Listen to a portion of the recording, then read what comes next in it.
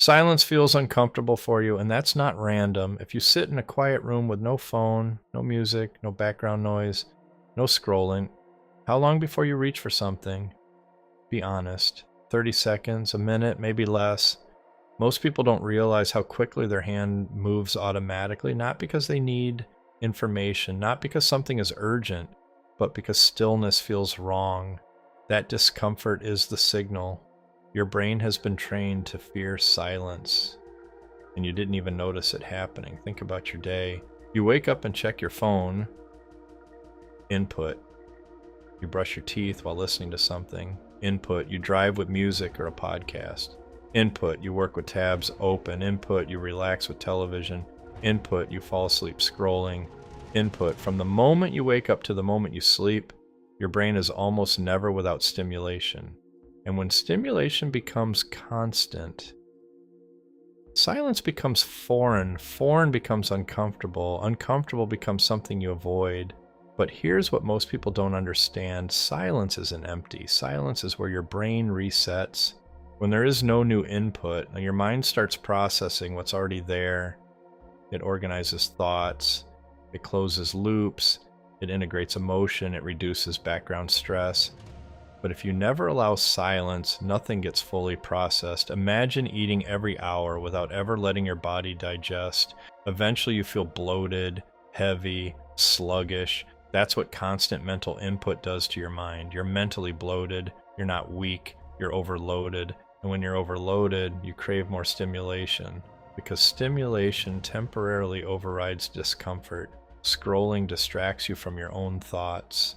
Noise covers internal tension, content replaces reflection, but distraction doesn't eliminate discomfort, it delays it.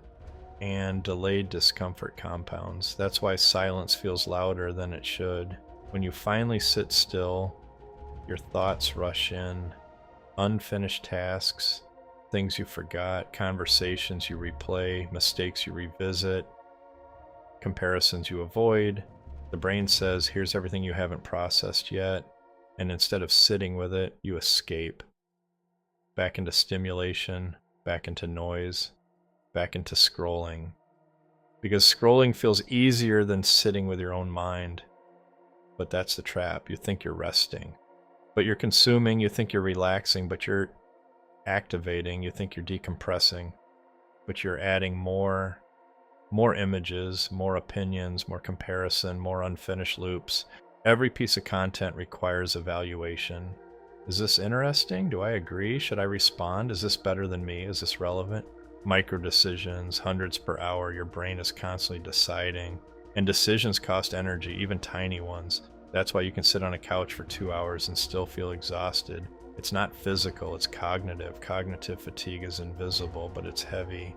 And when cognitive fatigue builds, motivation drops, clarity drops, focus drops, you start small tasks and stop halfway.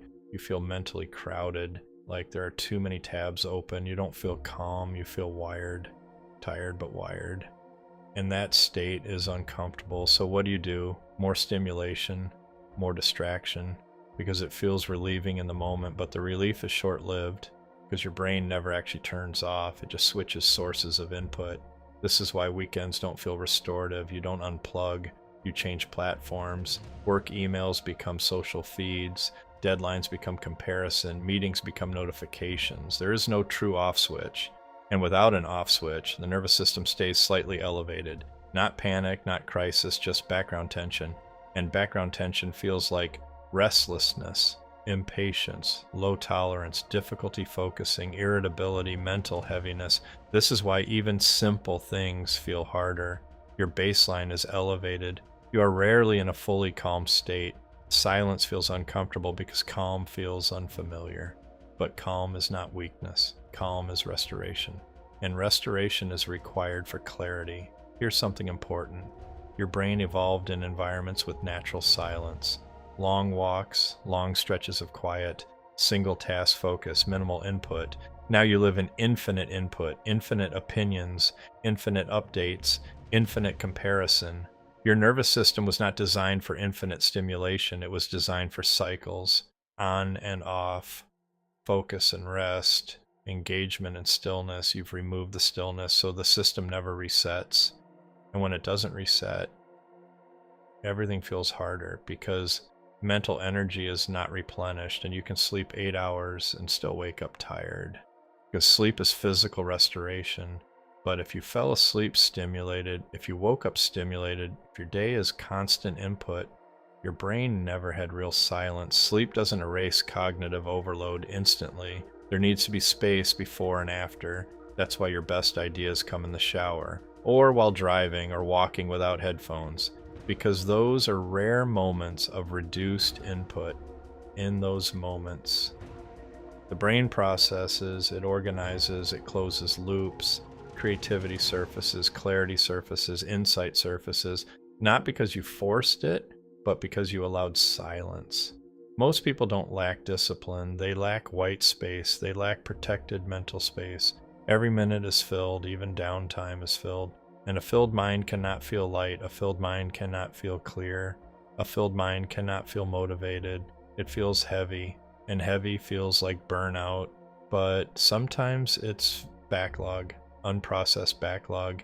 If this is resonating, you've probably been running mentally for years, constantly thinking, constantly consuming, constantly comparing, and you thought that was normal, it's common, but it's not healthy. You don't need more productivity hacks, you need boundaries around input. You need moments where nothing new enters your mind, no feed, no notification, no background noise, just space. At first, that space will feel uncomfortable because your brain expects stimulation, but if you stay with it, the discomfort peaks, then settles, and underneath it is calm, real calm, not numbing, not distraction, calm. And from calm, energy rebuilds. From calm, clarity sharpens. From calm, motivation becomes natural again. You stop forcing yourself because you're no longer depleted. This is also why structure matters. If you don't intentionally create silence, the world will fill it. If you don't design your inputs, they will design you. That's exactly why I built the exit map, not as a motivational product, but as a structural reset. Because clarity is not built from effort, it's built from reduced noise. The exit map is about designing your environment so your brain finally has the conditions to focus, rest, and execute without constant overload. Because once silence becomes normal again, everything changes. You think more clearly, you react less emotionally, you feel lighter, tasks feel simpler, you regain control, not through force, through space. You were never incapable, you were never broken, you were never lazy, you were overstimulated, and silence is the antidote. But you have to tolerate it long enough for it to work. Start small. 10 minutes without your phone in the morning, 10 minutes without scrolling at night, a walk without headphones, one focused work block without background noise. Protect those moments, because inside those moments, your brain finally turns down. And when it turns down, you turn up. Clarity returns, energy returns, control returns, and the weight you've been carrying starts to lift.